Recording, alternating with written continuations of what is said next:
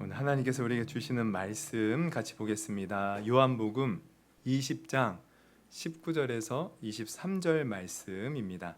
요한복음 20장 19절에서 23절 한 절씩 교독하고요. 마지막 절 같이 읽겠습니다. 제가 먼저 읽겠습니다. 요한복음 20장 19절에서 23절이에요. 이날 곧 안식 후 첫날 저녁 때에 제자들이 유대인들을 두려워하여 모인 곳의 문들을 닫았더니 예수께서 오사 가운데 서서 이르시되 너희에게 평강이 있을지어다. 이 말씀을 하시고 손과 옆구리를 보이시니 제자들이 주를 보고 기뻐하더라. 예수께서 또 이르시되 너희에게 평강이 있을지어다. 아버지께서 나를 보내신 것 같이 나도 너희를 보내노라. 이 말씀을 하시고 그들을 향하사 숨을 내쉬며 이르시되 성령을 받으라. 너희가 누구의 죄든지 사하면 사하여질 것이요 누구의 죄든지 그대로 두면 그대로 있으리라 하시니라. 아멘. 아멘. 네, 우리 한번 오늘 요한복음 20장 19절에서 23절을 본문으로 평강이 있을지어다. 우리 그런 제목으로 우리 말씀을 나눠 보려고 합니다. 여러분, 예수님께서 십자가에 달리실 때 우리 제자들이 어떻게 했죠? 예수님을 다 부인하고 도망갔어요. 그리고 그것뿐만 아니라 사실 예수님은 그 말씀하신 대로 십자가에 비록 죽으셨지만 며칠 만에 다시 살아나셨어요? 3일 만에, 사흘 만에 다시 살아나셨어요. 근데 다시 나셨는데도 불구하고 그 살아나신 예수님을 목격한 사람이 있음에도 불구하고 또 제자들이요 그 얘기를 들어도 믿지 못하는 거예요. 그러고 나서는 그들이 거처하는 곳에 머물러서 혹시나 예수님을 죽은 유대인들이 우리도 잡아서 똑같이 예수님처럼 죽일까 봐 뭐 하고 있었냐면 무서워 벌벌 떨고 있었다는 거예요. 그게 이제 오늘 본문에 이제 19절 처음에 나오는 얘기죠. 이날 곧 안식 후 첫날. 이날이 곧 예수님 부활하신 날이에요. 예수님 안식 후 첫날. 유대인들의 그 안식일 그 다음 날. 오늘로 말하면 오늘 주일에. 유대인의 안식일은 토요일입니다. 그래서 토요일 그 다음 주일. 그래서 오늘 우리가 주일이라고, 세상 사람들은 일요일이라고 하죠. 썬데이. 근데 우리는 주일이라고 하셔야 돼요. 주일. 주님의 날. 주일. 줄여서 주일. 그래서 이 주일 첫날 저녁, 이제 그 예수님 이제 그 부활하신 날 첫날 저녁에 제자들이 유대인들을 두려워하여 모인 곳의 문들을 닫았다는 거예요. 문을 그러니까 꼭 걸어 잠그고 두려워서 벌벌 떨고 있었던 거예요. 근데 놀라운 것은 예수님이 부활하셨어요. 예수님의 부활하신 몸은요 평소와 좀 다른 신령한 몸으로 부활하셨어요. 그래서 문이 잠겼지만 그곳을 쑥, 마치 우리 TV 보면 귀신이 쑥 들어오는 것처럼, 유령이 쑥 통과하는 것처럼 예수님이 그 한가운데로 쑥 들어오신 거예요. 그래서 제자들을 보는 거죠. 근데 제자들을 보면서 제일 먼저 하신 말씀이 뭐예요? 우리 19절 이어서 보면 예수께서 오사 가운데 서서 이르시되 너희에게 평강이 있을지어다. 할렐루야. 이 평강이 있을지어다 말씀하셨는데 한 번만 말씀하신 게 아니에요. 사실 21절에 또 보면 너희에게 평강이 두 번 말씀하셔요. 여러분, 성경에서 반복해서 나오는 말씀은 항상 중요합니다. 예수님이 두 번 반복해서 말씀하신 것은 그만큼 이들에게 평강이 필요한 거예요. 왜 평강이 필요할까요? 두려우면 아무것도 할 수 없기 때문에. 그래서 평강이 필요한 것이고, 또 중요한 것은 예수님이 부활하셨습니다. 사망 권세를 깨트리시고 부활하셔서 우리의 진정한 구원자가 되셨기에 너희들은 두려워하지 말고 평강을 누리라는 거예요. 평강이 뭐예요? 샬롬, 평안, 기쁨, 감사, 평강, 이 충만함, 평강하라. 그래서 여러분 정말 우리가 평강해야 돼요. 평강하면요 어떤 문제가 있고 어려움이 있고 내 상황이 힘들어도요 평강만 누릴 수 있으면 이미 우리가 승리한 겁니다. 그래서 예수님은 평강하라는 제자. 평강하지 못하면 아무것도 할 수 없으니까. 내가 부활하여 내가 구원자가 되었고 내가 너희와 함께하니 평강해야 된다. 여러분 정말 평강을 누려보십시오. 우리가 어떤 상황에 있어도요 평강할 수만 있으면 승리합니다. 제가 그걸 경험해 본 적이 있는데요. 우리가 이제 그 예배가 끝날 때 마지막 우리 송영 찬송이 뭐예요? 찬양이 마치시면 커피 한 잔. 모르시면 주부를 보십시오. 주부에 나오잖아요. 우리 마지막 찬송 뭘 불러요? 축도 전에. 예? 그래. 우리 김영수 집사님, 우리 보호사 선생님께서 마치셨어. 제가 커피를 어떤 커피 좋아하셔요? 커피 쿠폰을 하나 보내드리겠습니다. 나의 안에 거하라. 제가 이 찬양과 참 깊은 이제 인연이 있는데 아시는 분은 아시죠? 제가 처음 예수님을 이제 뜨겁게 이렇게 믿고 만났을 때가 29살 때예요. 근데 그때 제 삶은 말이 아니었습니다. 정말 이렇게 밑바닥 인생, 완전히 포기하고 싶은 인생. 근데 그때 이제 제가 주님을 이제 만났어요.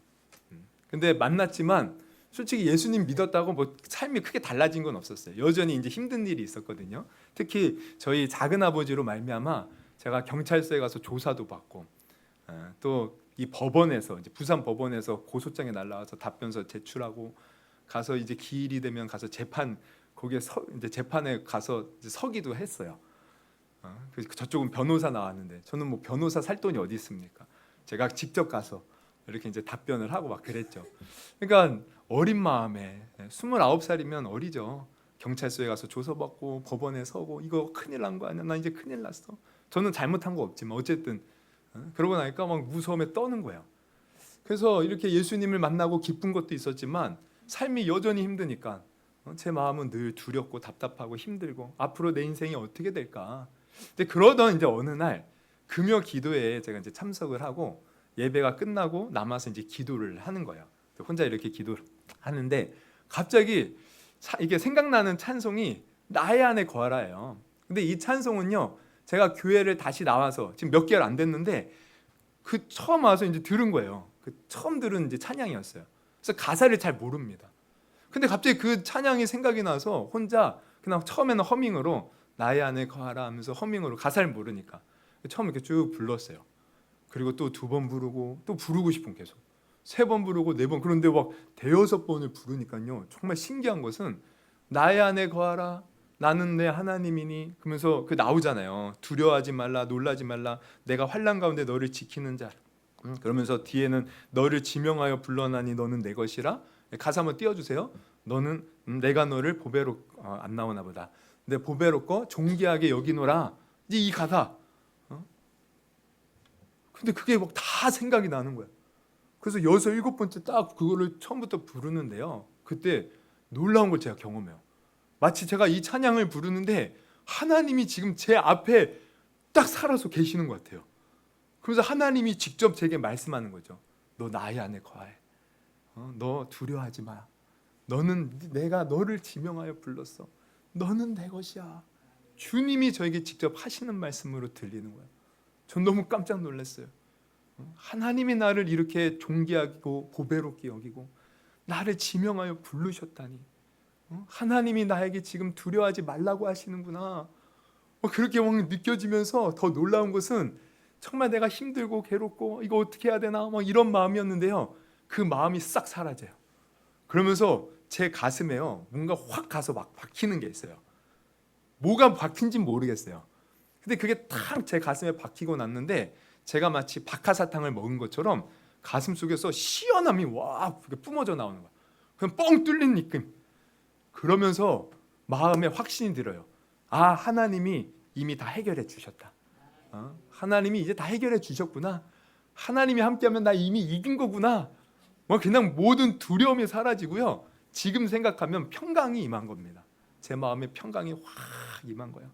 그때부터요 경찰서 가서 두렵지 않아요. 왜? 나 잘못한 것 없고 하나님이 함께 하시니까. 법원 가도요 두려운 게 없어요. 근데 정말 놀라운 것은 하나님이 정말 좋게 다 모든 것을 해결해 주셨다는 거예요. 여러분, 그러니까 우리가 중요한 것은 어떤 상황 속에서도 평강을 누리는 것이 중요합니다. 하나님이 나와 함께 하셔서 주님이 주시는 그 힘으로 평강을 누릴 수만 있다면 사실 우리 삶에 있는 문제는요 하나님 앞에 아무것도 아니에요. 성경을 보십시오. 하나님이 함께하니 홍해가 갈라지잖아요. 우리 안에 평강만 누릴 수 있다면 내 앞에 있는 홍해 그냥 갈라지는 거예요. 다윗이 하나님과 함께하니 골리앗을 물리치잖아요. 그 막 3m 거의 3m가 되는 골리앗을. 우리가 하나님과 함께하면 내 앞에 어떤 골리앗이 있습니까? 지금 나를 괴롭히는 골리앗 누구예요? 데리고 오십시오. 제가 다 혼내줄게요. 우리 하나님이 함께하시고 평강만 누릴 수 있다면 그 골리앗 아무것도 아닌 거예요. 욥이 어떤 고난을 받았어요? 하루아침에 모든 다 재산 잃고 하루아침에 10자녀 다 죽었어요. 그러나 우리가 평강만 누릴 수 있잖아요.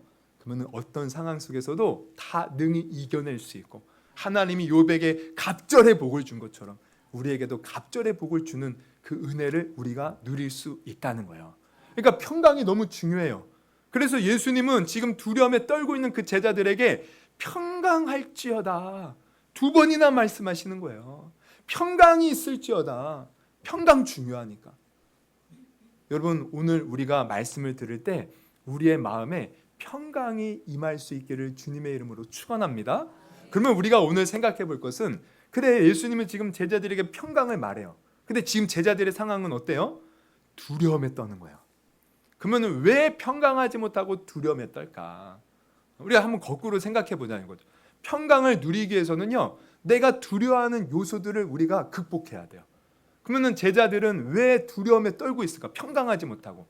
그 원인을 우리가 좀 생각해 보면서 어떻게 하면 우리가 평강을 누릴 수 있을까 한번 생각해 보려고 하는데, 첫째, 제자들이 두려움에 떤 이유가 뭔지 아십니까? 그것은 예수님의 말씀을 온전히 믿지 못했기 때문에 그래요.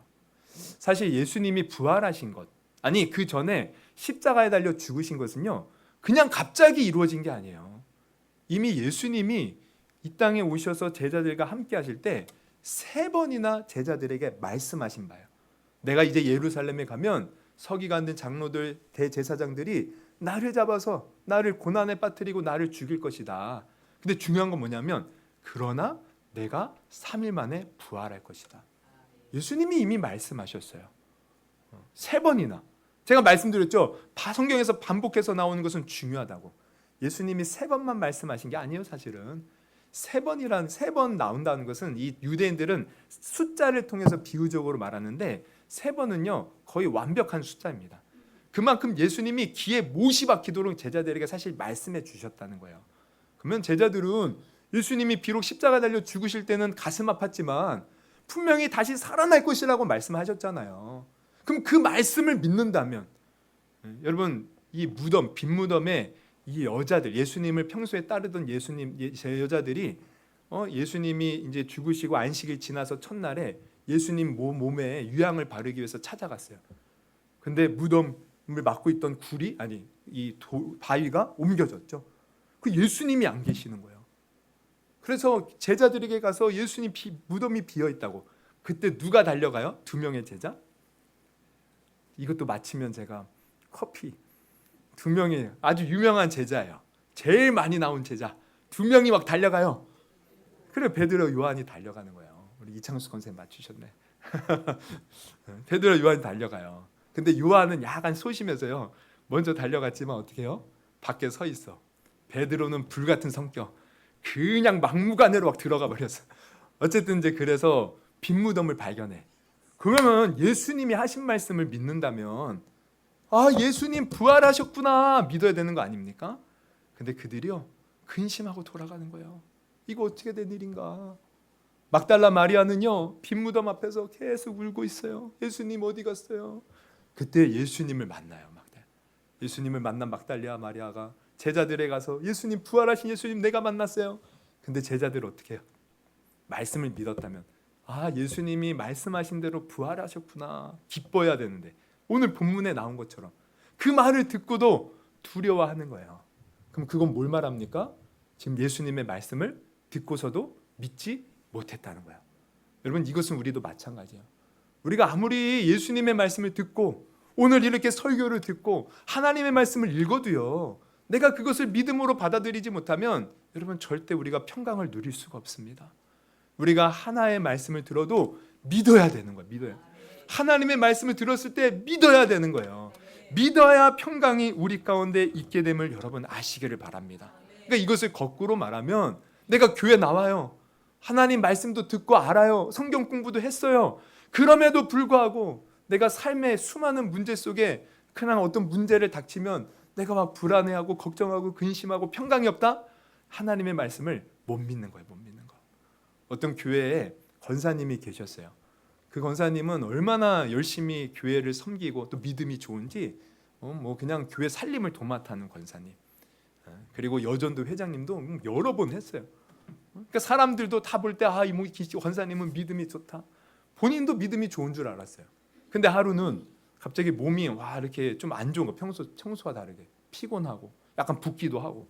그래서 병원에 갔더니 진단을 받았는데 갑상선 암이라는 겁니다. 물론 이제 심각한 건 아니에요. 수술하면 된다는 거예요. 근데 그 암이라는 그 말을 듣는 순간 갑자기 가슴이 철커덕 내려앉아요. 내가 암이라니. 막 두려움이 밀려와요. 수술 날짜를 잡고 수술을 했어요. 성공적으로 수술을 마쳤대요. 병원에 입원했는데 많은 성도들이 와서 위로해주고 예수님이 아니고 목사님이 와서 위로해줘요. 근데 소용이 없어요. 사람들이 찾아왔을 때는 괜찮습니다 웃지만 마음은요 두려운 거예요. 나 이러다 큰일 나면 어떡하지? 하나님에 대한 원망도 생기는 거예요. 내가 하나님을 위해서 이렇게 열심히 섬겼는데 내가 왜 아닙니까? 막 부끄럽기도 하고 사람들 앞에 왜 암 걸렸다고? 자기가 이렇게 열심히 했던 신앙 좋은데 왜 암 걸렸는가? 그러면서 마음에 불안과 염려, 막 밤에 잠이 안 오는 거예요. 막 두려움이 막 엄습하는 거예요. 그러고 이제 입원했는데 수요일 날 같이 이제 방을 쓰는 한 환자가요. 자기가 이제 수요일 날 예배 드리러 간다고 같이 가겠냐고 따라갔어요. 그랬더니 병원에 어떤 호실에 이렇게 예배실을 만들어 놓은 거예요, 거기. 그러면서 주위에 이제 어떤 목사님들이 와서 이제 수요일마다 예배를 드려주는 거죠. 그래서 같이 예배를 드렸어요. 예배가 끝나고 더 기도하고 싶어서 딱 남았는데 벽에요. 이제 말씀 액자가 붙어 있는데 그 말씀 액자가 이사야 40장 10절 말씀이었어요. 우리 그 말씀 뭔지 아시죠? 두려워하지 말라. 내가 너와 함께함이라. 놀라지 말라. 내 하나님이 됨이라. 내가 너를 굳세게 하리라. 참으로 너를 도와주리라. 참으로 나의 의로운 손으로 너를 붙들리라. 이 말씀인데 말씀을 딱 보는 순간 사실 이 말씀은요 자기 집 거실에도 붙어있던 말씀이었어요. 그리고 자기가 평소에 늘 잘 듣던 말씀. 근데 평소에는요 아무리 봐도 아무런 감흥이 없었는데 갑자기 기도하려고 딱 이렇게 눈을 감는데 이 말씀이 딱 보는 순간 갑자기 이 말씀이 살아서 자기 마음을 막 치는 거예요. 마치 하나님이 자기에게 너 두려워하지 마. 왜 두려워해? 이렇게 책망하시는 것 같은 거예요.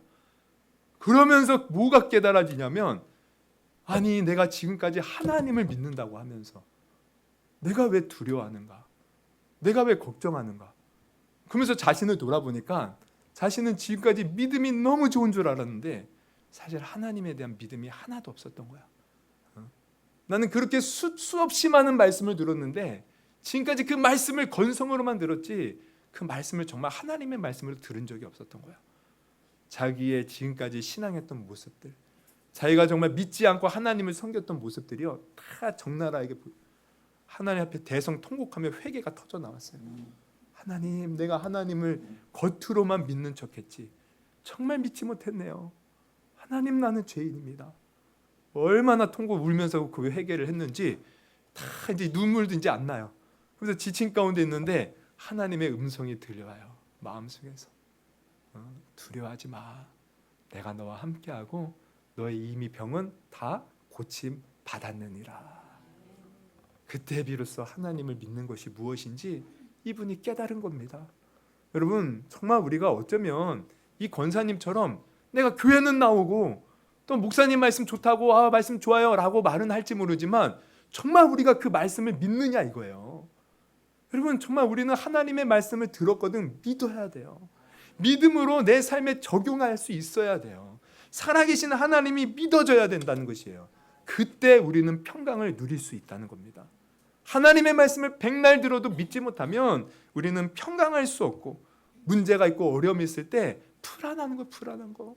여러분 우리가 성경을 읽어봐요. 하나님이 얼마나 귀한 약속의 말씀들 많이 주셨습니까? 지난주에도 본 것 같은데 여러분 하나님 요한복음에 보면 예수님 말씀하시죠. 우리 16장 33절 예수님이 이렇게 말씀을 같이 한번 읽어봅니다. 시작.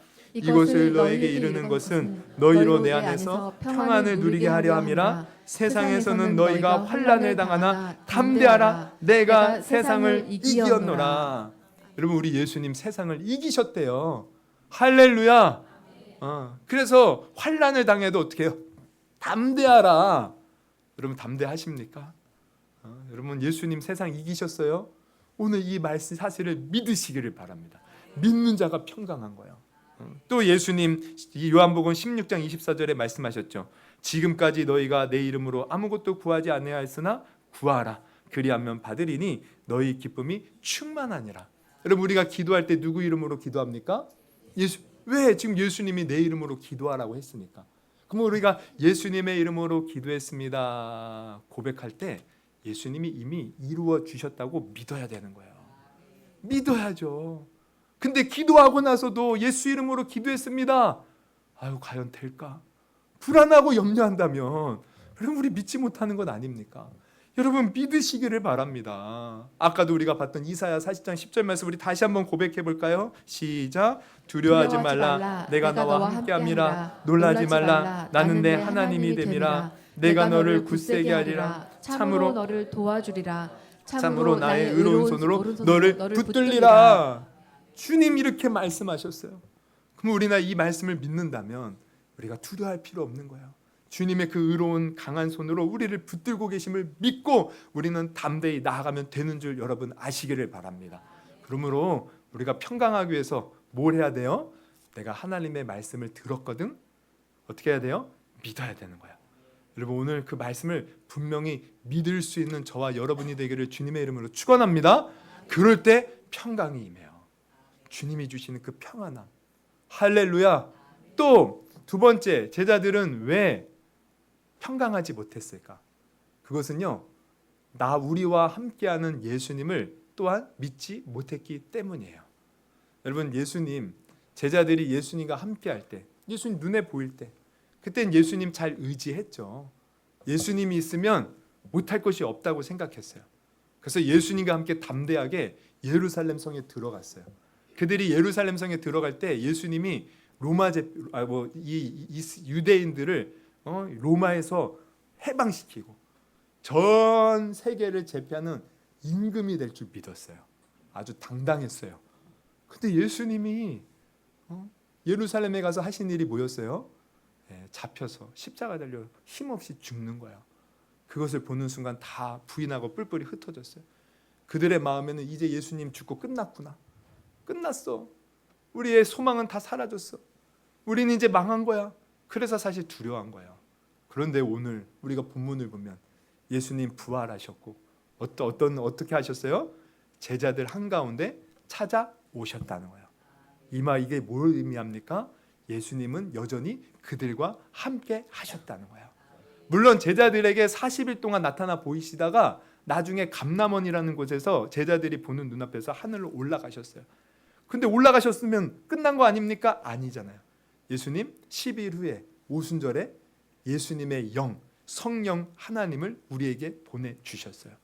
그래서 이제는 성령 하나님으로 예수님이 우리와 함께 하시는 줄 여러분 아시기를 바랍니다. 그러니까 예수님은 언제나 제자들과 함께 하시는 거예요. 근데 제자들은 그 사실을 모르니까 어때요? 두려워 떠는 것이었습니다. 여러분, 이것은 우리도 마찬가지죠. 여러분, 우리 하나님은 임마누엘 하나님이십니다. 믿으십니까? 내가 예수님을 믿는다는 것, 예수님을 영접한다는 거죠. 예수님 내 안에 계시는 거예요. 성령님 내 안에서 살아서 지금도 역사하고 계셔요. 나는 고아가 아니에요. 나는 혼자가 아니에요. 하나님이 언제나 우리와 함께 하십니다. 이것을 우리가 믿을 때 평강을 누리게 됨을 여러분 아시기를 바랍니다. 근데 우리가 한 가지 알아야 될 것은 하나님이 우리와 함께 하실 때 어떤 분은 내가 힘들고 어렵고 뭔가 안 되잖아요. 그럼 하나님이 안 계시다고 생각해. 그리고 좋은 일만 있을 때 내가 이거 하나님 함께 하셔서 이렇게 됐어. 근데 조금 어려움이 있으면 하나님 나를 버리셨나 봐. 여러분, 이거 믿음 아니에요. 하나님은 내가 아프고 힘들 때도 함께 하셔요. 내가 실패했을 때도 함께 하셔요. 내가 정말 가슴 아픈 일이 있을 때도 함께 하셔요. 언제나 함께 하시는 우리 하나님을 믿을 때 우리는 평강할 수 있는 것입니다. 여러분 우리 코로나 19 우리 코비드 19이라고 그러죠. 왜 19입니까? 2019년도에 발생해서 이게 코로나 19가요. 원래는 우한에서 벌어졌어요. 그래서 우한 폐렴이라고 그러죠. 근데 우한이라는 곳은 이 코로나가 발생하기 전에 중국이 종교 정책을 펼치던 곳입니다. 어떤 종교 정책이냐면 교회를 무너뜨리는 거예요. 선교사들 다 추방시키고 교회 청탑을 막 그냥 포크레인으로 막 무너뜨리고 교회 안에 들어가서 CCTV 철시해서 이 공산주의 이런 비판하는 거 다 막고 시진핑 사진 붙여놓고 예수님 섬기면서 시진핑에도 한 번씩 절하라 하는 거예요. 그리고 막 성경책 불태우고 아주 그냥 나쁜 짓 엄청나게 했어요. 그러니까 교회가 힘든 거예요. 교회 성도들이 떠나가요. 그런 와중에 이제 코로나가 터졌어요. 거기서부터. 근데 코로나가 터져서 완전히 도시를 봉쇄해버리죠. 사람들 거리에 못 떠나요. 막 코로나에 걸리면 다 죽는 줄 알고 막 벌벌 떨어요. 그때 거리에요. 한산한 거리에 하얀 어떤 이렇게 보호 그 뭐죠? 방독면 쓰고 이런 옷을 입고요. 마스크를 나눠주는 사람이 있는 거예요. 그때 막 마스크 대란이 일어나고 그랬거든요. 근데 여러분 마스크 나눠주면서 여러분 두려워하지 마세요. 이 마스크 쓰세요. 그러면서 하나님이 우리와 함께 하십니다. 알고 봤더니 그 마스크를 나눠준 사람들이 교회 성도들이었어요. 성도들. 마스크입니다. 사람들이요 다들 무서워서 벌벌 떠는데 아니 저 사람들은 어떻게 위험한 저 거리에 나와서 우리를 위해서 그 마스크 그 공짜로 그 비싼 마스크를 공짜로 나눠주다니 사람들이 그걸 보고 감동하는 거예요. 그래서 오히려 코로나 그때 기점으로 해서요 그렇게 박해를 받고 교회 성도들이 막 떠나가고 교회가 막 무너지는 찰나에 코로나를 통해서 하나님이 그 가운데 함께 하시면서 교회가 더 부흥했다는 겁니다. 여러분 제가 하나님이 함께 하신다는 것 항상 이것을 이제 그 생각할 때마다 떠오르는 간증이 있어요. 우리 유기성 목사님의 간증인데 유기성 목사님이 한 번은 가난 말기에 걸려서 다 죽어가는 여자아이를 신방하러 가요. 근데 가면서 걱정인 거예요. 도대체 내가 그 아이를 위해서 뭐라고 기도해 줘야 되나. 예수 이름으로 당장에 살아 일어나라. 근데 믿음이 안 생기는 거예요. 내가 그렇게 기도한다고 얘가 살아날까? 하나님 어떻게 기도해야 됩니까? 고민하면서 이제 갔어요. 병실 앞에 다가갔어요. 문을 들고 들어가야 돼요. 하나님 뭐라고 기도해야 됩니까? 근데 병실 앞에 딱 서서 문을 여는 순간 하나님이 이런 마음을 주시는 거예요. 가남이 기적적으로 낫게 해달라고 기도할 것이 없다. 그렇게 애쓰지 말고 이것을 위해서 기도해라. 나는 여전히 그 아이와 함께한다. 그 아이와 함께하는 주님, 그 아이와 여전히 함께하는 그 주님, 이것을 믿고 너는 기도해 줘라. 그래서 들어갔어요. 아기가 거의 죽어가요. 웃지도 않아요. 아이는 물론 부모가 너 죽어 이렇게 말은 안 했지만 자기가 이미 죽어가는 거 알고 있었겠죠.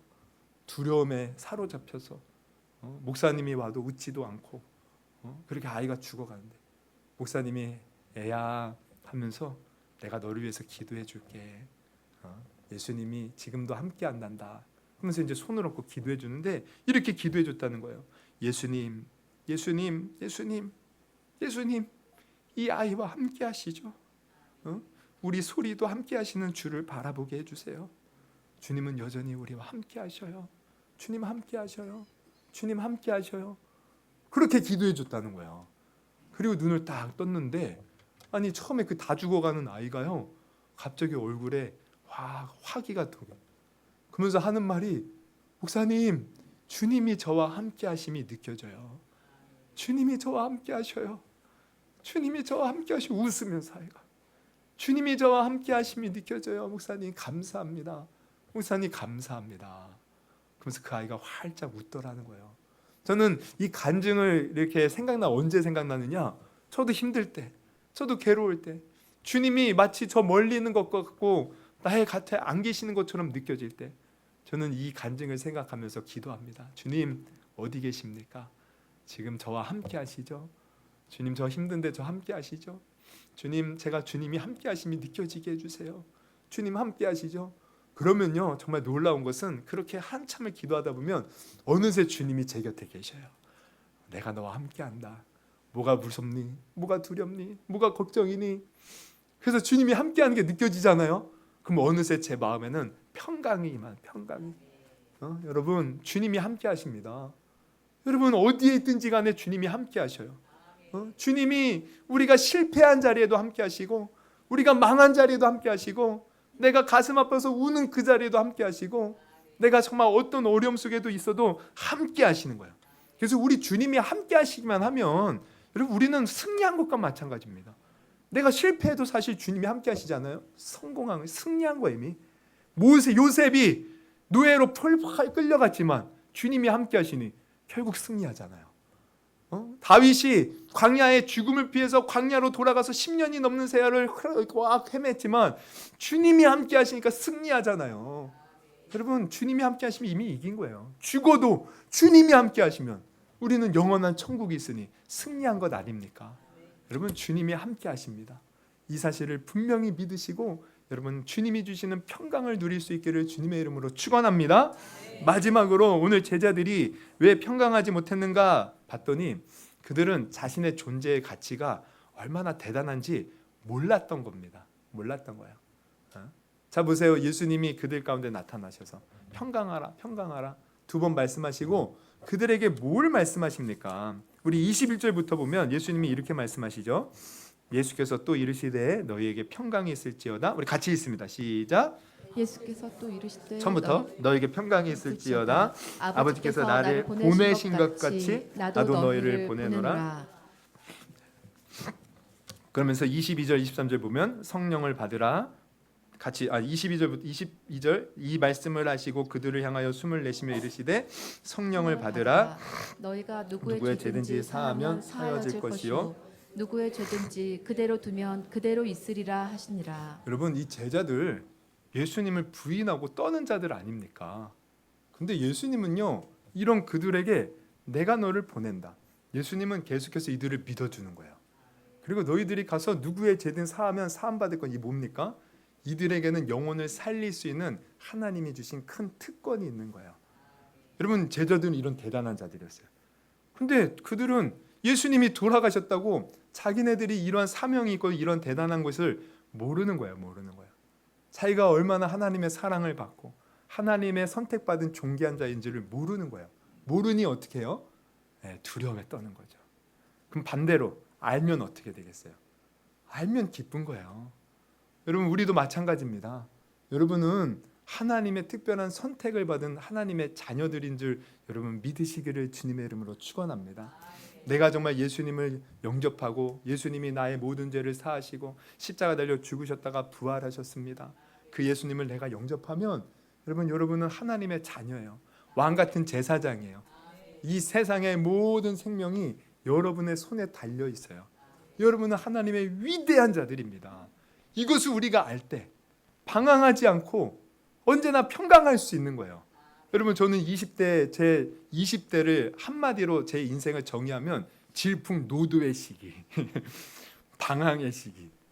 근데 그때는 항상 이런 마음이었어요. 내가 왜 이 세상에 태어났는가? 나는 무엇을 위해서 살아야 되는가? 공허하고 허무한 거예요. 그냥 다 재미가 없는 거예요. 그러니까 이 마음의 공허함과 허무함을 달래기 위해서 세상의 쾌락에 빠져가는 거죠. 그리고 뭘 해야 할지 몰라 방황을 하는 거예요. 근데 29살 예수님을 딱 만나고 나니 나는 하나님의 존귀한 자였구나. 예수님은 나 같은 자를 위해서 십자가 달려 죽기까지 나를 사랑해 주셨으니 나는 하나님의 정말 귀한 자녀고 하나님의 정말 존귀한 자구나. 이걸 깨달으니까요 마음의 공허함이 사라져요. 그리고 내가 무엇을 위해서 살아야 될지 알겠더라고요. 바로 나를 위해서 죽으신 주님을 위해서 내가 살아야겠구나. 주님이 바라보는 저 영혼을 위해서 살아야겠구나. 그래서 목사 된 겁니다. 그러면서 제 마음에는 이전에 알 수 없던 평강이 임했어요. 여러분 우리가 어떤 존재인지 알 때 평강을 누릴 수 있는 거예요. 제가 2016년에 나왔던 기사인데 그 이제 봤던 기사인데요. 어떤 분이 계시냐면 이제 동국대학교 불교학 박사이자 40년간 승려 생활을 한 김진열 씨라고 있어요. 이 사람인데 이게 승려였어, 승려. 40년간. 근데 원래 이분은요, 5세 때 부모를 여의고 형수를 따라서 교회를 다녔었어요. 구역 예배와 당시에는 뭐 인터넷은 없죠. 뭐 통신으로 성경 공부를 하고 그다음에 이제 그 장로교를 다녔었던 것 같아요. 세례도 받고. 그러나 1970년에 대학 입시에 실패한 겁니다. 그러면서 그는 이렇게 생각해요. 교회 다니는데 내가 왜 대학을 낙방해? 하나님도 무심하지? 인생은 어디로 가는 것인가? 생각하면서 결국 하나님을 원망하고 사주와 관상책을 열심히 읽다가 마침내 동국대 불교학과에 입학을 하게 됩니다. 그리고 1977년에 절에 들어가 1981년에 승려가 되고 또 1992년에는요 불교 박사 학위를 받아요. 그러면서 이 모교에서 9년간 강의를 또 해요. 그러면서 야 이거 이 사람 촉망받는 정말 학자가 되겠구나. 아주 사람들에게 기대를 받는 사람이 됩니다. 또한 20년간 수원과 천안에서 감로향사라는 작은 암자를 운영하면서 하나님의 존재를 부인하고 교회와 기독교 성시화 운동을 비판하면서 불교의 우월성을 주장하면서 그렇게 살았어요. 그런데 그는 항상 마음에 그렇게 살면서 평안이 없었던 거예요. 그러던 어느 날 그가 꿈을 꿔요. 꿈을 꾸는데 어떤 꿈이냐면 꿈속에서 거칠게 생긴 두 사람이 문을 열고 갑자기 막 들어오더니 내가 저승에서 왔다. 너를 데리고 가겠다. 막 끌고 가는 꿈인 거예요. 깜짝 놀라서 깼죠. 그때부터 이제 잠을 못 자는 거예요. 자기 저 이제 지옥 갈까 봐. 그러면서 그때부터 막 삶에 이상한 일이 막 벌어져요. 자기가 점점 막 죽음을 향해서 가는 게 느껴져요. 그래서 어느 날 죽음의 문턱에서 내가 이제 더 이상 못 살겠구나. 근데 하나님이 그를 버리지 않으셨어요. 어렸을 때 들었던 한 말씀이 생각나게 하셔요. 로마서 10장 9절에서 10절인데 예수를 주로 시인하며 또 하나님께서 그를 죽은 자 가운데서 살리신 것을 네 마음에 믿으면 구원을 얻으리라. 이 말씀이 갑자기 생각나는 거예요. 내가 예수를 믿어야 구원받겠구나. 그 즉시로 교회를 가고 예수를 믿고 그가 구원의 은혜를 체험하게 됩니다. 그래서 교회를 다니면서 그게 이제 2016년 기사에 그래요. 내가 이제 교회를 다니면서 이제 앞으로 신학교에 가서 내가 주를 위해서 살 것입니다. 그러면서 그때 고백하는 게 뭐냐면 자기가 불교에서 열심히 할 때는 거기에는 진리도 없었고 구원도 없었어. 평안도 없었고. 그런데 내가 이렇게 하나님의 사랑을 받고 하나님의 자녀가 되고 나니까 마음이 너무너무 평안하다는 거예요. 너무 평안하다는 거예요. 여러분 우리가 하나님의 사랑받는 존재요. 내가 얼마나 하나님 앞에 귀한 자임을 깨닫는 자가 평강을 누릴 수 있음을 여러분 아시기를 바랍니다. 내가 이 인생 한번 죽으면 끝나는 인생. 여러분 무엇을 위해서 사십니까? 여러분 우리가 그 소율이 문답을 보면 제일 처음에 나오는 질문이 뭐예요? 당신은 무엇을 위해서 삽니까? 우리는 바로 하나님의 영광을 위해서 사는 거예요. 그리고 영원토록 하나님을 기뻐하면서 사는 거예요. 이 존재의 목적을 우리가 알 때 여러분 우리는 평강을 누리면서 사는 겁니다. 평강.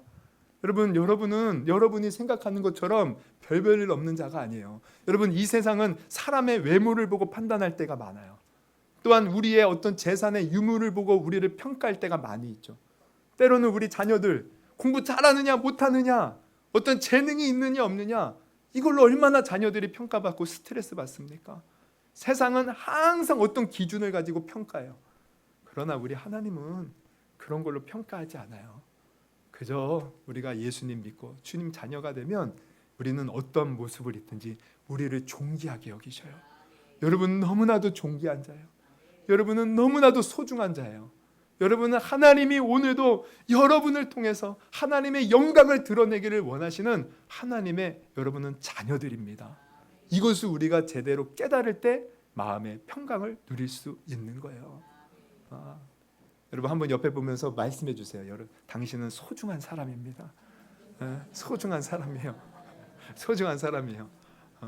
여러분 우리가 얼마나 소중한 사람인지를 여러분 알 때 평강 누릴 수 있고요. 제가 지난주 설교 우리가 눈물로써 씨를 뿌리려야 된다고 그랬잖아요. 우리가 다른 영혼을 위해서 기도할 때도요. 그 영혼이 얼마나 소중한지 보이잖아요. 그러면은 그 영혼을 향해서 눈물 나면서 기도나요. 여러분 우리 너무나도 소중한 사람입니다. 여러분 말씀을 정리합니다.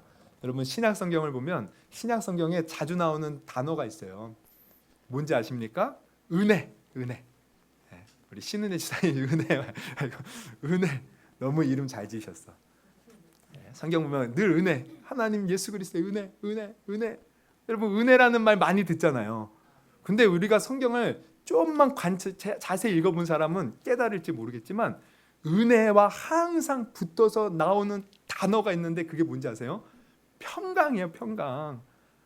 그래서 우리가 서신서들을 보면은 바울이 항상 너희들에게 은혜와 평강이 있기를 원한다 그렇게 말을 해요. 우리 한번 몇 개만 찾아봅니다.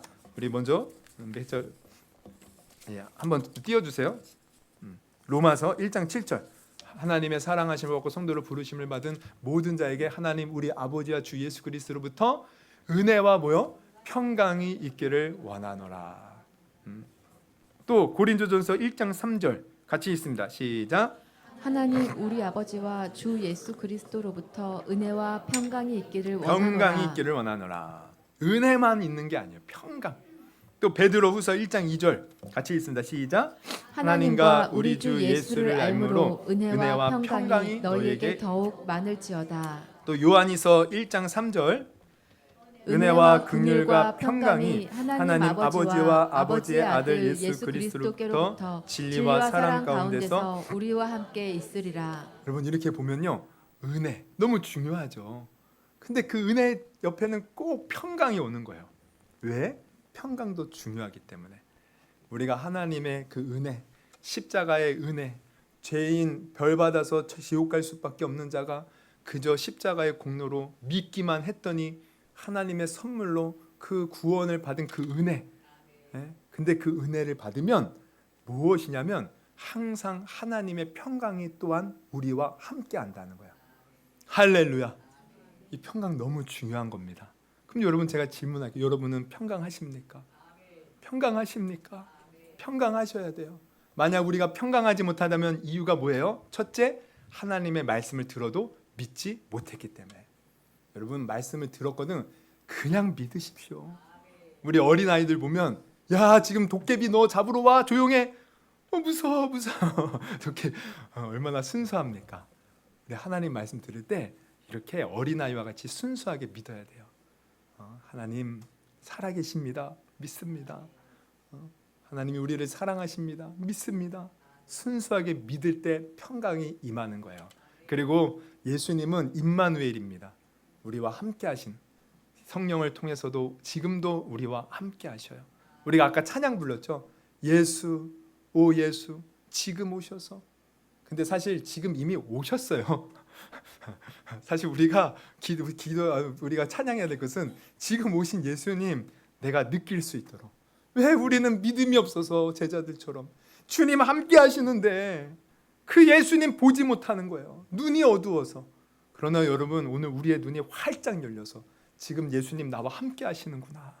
내가 병들어 있어도 함께 하시고 아파해도 함께 하시고 내가 망한 자리에도 함께 하시고 또 내가 잘 될 때도 함께 하시고 함께 하시는구나. 그때 평강을 누릴 수 있는 것이에요. 그리고 마지막으로 뭐였어요? 내가 얼마나 주님 앞에 특별한 존재인지를 알 때. 여러분 우리는 하나님의 소중한 존재들이에요. 하나님은 우리를 통하여 사실 많은 계획을 갖고 계셔요. 여러분을 통해서 여러분의 자녀가 잘 되기를 원하시고 여러분을 통해서 여러분의 아내와 남편이 온전한 행복을 누리기를 원하고요. 여러분을 통해서 여러분의 가정이 정말 복된 행복한 가정으로 회복되기를 원하고요. 여러분을 통해서 정말 주위에 있는 아파하고 힘들어하는 자들 위로받기를 원하고요. 우리를 통해서 이 병들어 있는 사회, 정말 미래가 안 보이는 이 나라, 다시 하나님 안에서 소망을 품고 이 나라가 온전히 세워지기를 하나님은 바라고 계시고요.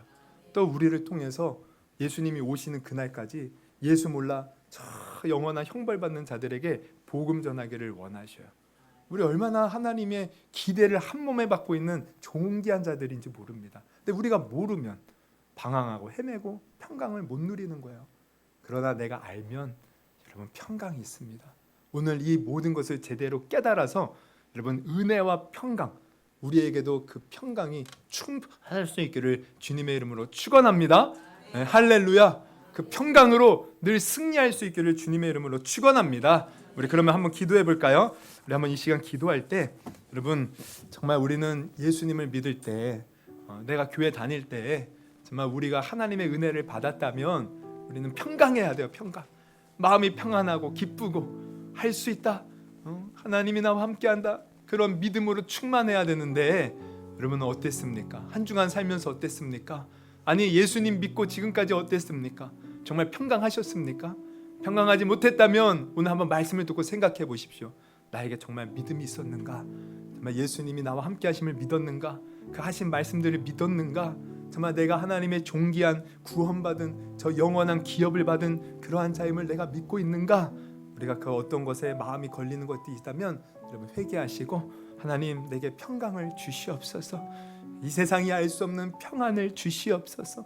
정말 내가 어떤 상황 속에서도 감사하고 기뻐하고 사도 바울처럼 감옥에 박혀도 하나님을 찬송하고 기도할 수 있는 평강을 주시옵소서. 다윗이 광야에서 헤맬 때에도 여호와는 나의 반석이시여 생명이시여 나의 목자시니 내게 부족함이 없다고 고백한 그 고백이 내게도 있게 하여 주시옵소서. 우리 그렇게 평강을 달라고 우리 한번 들은 말씀 놓고 주여 3번 부르시고 우리 기도하도록 하겠습니다. 기도하십니다.